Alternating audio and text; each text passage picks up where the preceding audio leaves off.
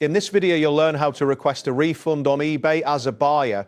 This guide will walk you through the necessary steps to successfully submit your request and monitor its progress. Begin by logging into your eBay account.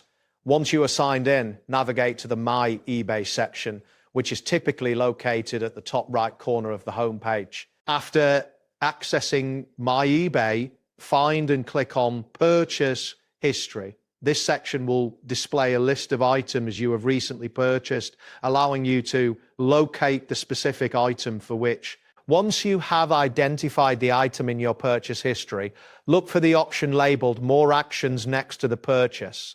Click on this link and a drop-down menu will appear. From this menu, select either Return this item or Request a refund, depending on what is available for that item.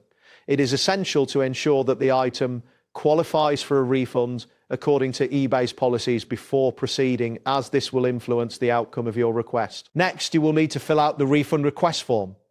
In this form, select the reason for your refund request from the provided options. If necessary, include a detailed explanation of your issue and attach any relevant photos to support your case.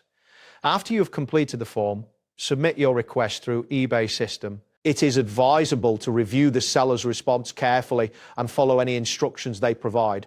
Providing accurate and detailed information increases the likelihood of your refund being approved. After submitting your request, monitor the status of your refund through eBay. If the seller requires you to return the item, ensure you ship it back using the recommended method. It is important to upload the tracking information so the seller can confirm receipt of the returned item. Once the refund is processed, you'll receive a confirmation notification. If there are any delays in receiving your refund, make sure to follow up with eBay for further assistance. That wraps up today's guide.